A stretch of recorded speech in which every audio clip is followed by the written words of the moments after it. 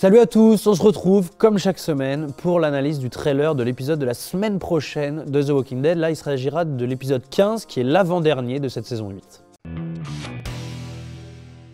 Alors si l'épisode 14 était clairement un épisode de transition, de mise en place, une sorte de salle d'attente pour le grand finish de la saison 8, on sait que l'épisode 15 et 16 vont être particulièrement explosifs. Au vu des images du trailer et des sneak peeks qu'on a pu voir, je pense que le vrai combat, la vraie fight entre la Team Rick et la Team Negan n'aura pas lieu dans cet épisode, mais bien dans l'épisode 16. Dans cet épisode 15, on sera plus dans la gestion des bordels internes dans chaque camp, au premier rang desquels on est obligé de citer le sanctuaire, qui va être une vraie poudrière. En effet, le retour en toute discrétion de Negan accompagné de ce que je pense être Laura va foutre un sacré bordel dans le sanctuaire et dans ces nouveaux lieutenants qui avaient plus ou moins pris le pouvoir, c'est-à-dire Dwight et Simon.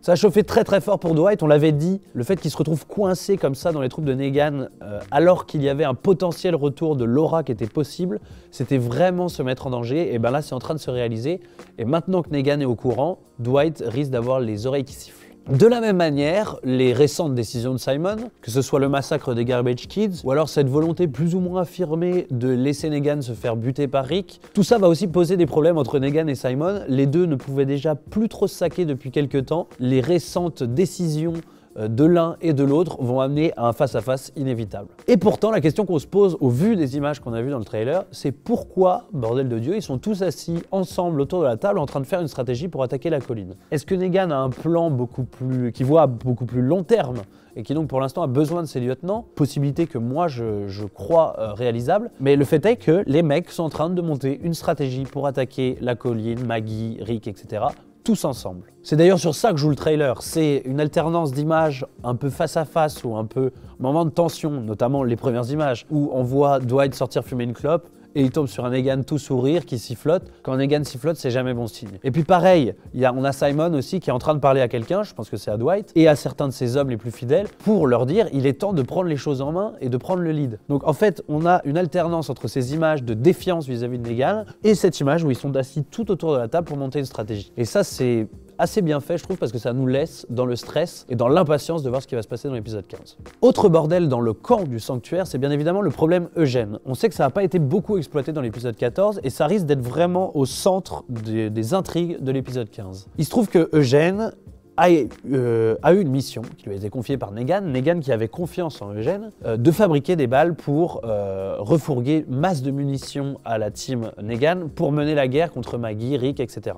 Negan a disparu, donc Eugène est maintenant soumis à Simon. Simon, lui, ne rigole pas, et il le dit d'ailleurs dans un des sneak peeks, il a demandé expressément d'augmenter la cadence et de fabriquer toujours plus de balles, toujours plus rapidement. Au passage, on note l'attitude toujours plus détestable, toujours plus exécrable d'Eugène, qui est en train de bouffer ses céréales, de parler avec des mots toujours ultra complexe à ce qu'il considère comme ses employés, limite ses esclaves. Il a vraiment pris la grosse tête et il se prend au rôle et il kiffe être le chef.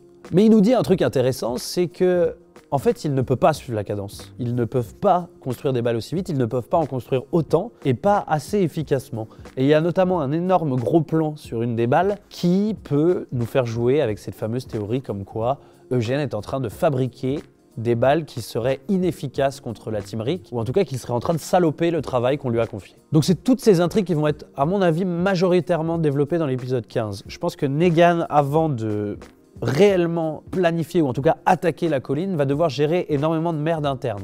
Que ce soit les munitions ou ces deux lieutenants qui essayent de faire cavalier seul ou en tout cas qui essayent de rejoindre l'autre camp dans le cadre de Dwight. En parallèle, on va forcément suivre ce qui se passe du côté de la colline. On voit notamment, allez la voir si vous voulez, mais c'est un peu gâché je trouve, il y a l'opening scene qui est déjà sur YouTube de l'épisode 15, où on voit Rick tout beau, tout neuf, tout propre, en train d'enfin ouvrir la lettre de Carl et donc de lire les premiers mots de son fils.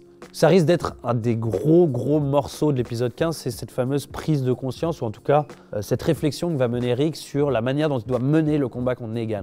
Est-ce qu'il doit être toujours dans cette attitude qu'il a depuis quelques épisodes, vengeur, qui réclame du sang, qui réclame des victimes, ou est-ce qu'il doit adopter ce que va lui dire Carl dans ces quelques mots dans la lettre, c'est-à-dire changer d'attitude, essayer de construire un monde meilleur où en fait les hommes doivent s'entendre pour lutter contre le vrai ennemi qui sont les Walkers et cette maladie. Il faut bien trouver une solution et essayer de survivre à ça. Comme je l'ai dit dans l'analyse de l'épisode 14 qui est sorti hier, ça va être vraiment le truc clé un peu de cet épisode, c'est comment t'amènes finement ce changement d'attitude. L'épisode précédent, il était ultra vénère, il fait des mensonges, il tue tout le monde.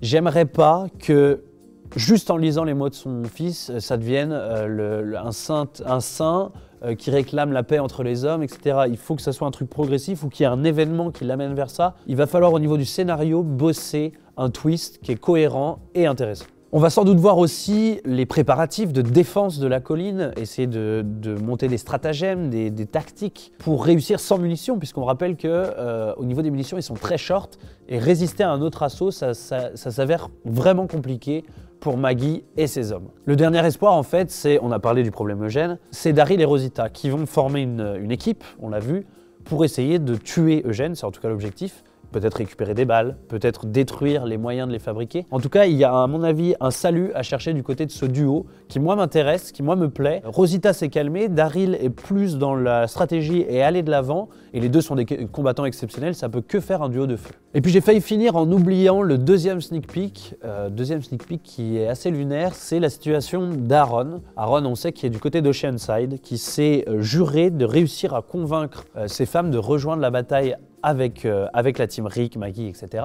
Là, on le retrouve totalement homeless, en perdition. Il vit sous une tôle, il pleut, il est dans la boue. Et en fait, il réchappe de justesse à une attaque de walkers. Et en fait, on quitte le sneak peek, il est à 2 doigts de crever.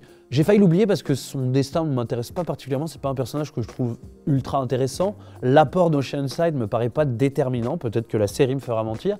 Mais ça, c'est un arc narratif qu'on a limite oublié et il va falloir nous apporter un truc un peu explosif, sinon on va s'en désintéresser complètement. Voilà, c'est tout pour l'analyse de ces quelques images qu'on a pu voir de l'épisode 15. N'hésitez pas à nous dire en commentaire ce que vous avez pensé de ce trailer ou de ces sneak peeks, ce que vous attendez, et peut-être des trucs que moi j'ai pas évoqués ici et qui vous ont sauté aux yeux. En tout cas, on a hâte de finir en beauté cette saison 8 avec 2 épisodes explosifs et ça commence dès la semaine prochaine avec le 15e épisode. En attendant, on va sortir un nouveau concept dans cette fin de semaine. Vous allez voir, c'est très drôle et on va essayer de répéter ça au moins une fois par mois.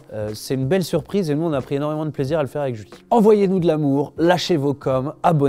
Ciao.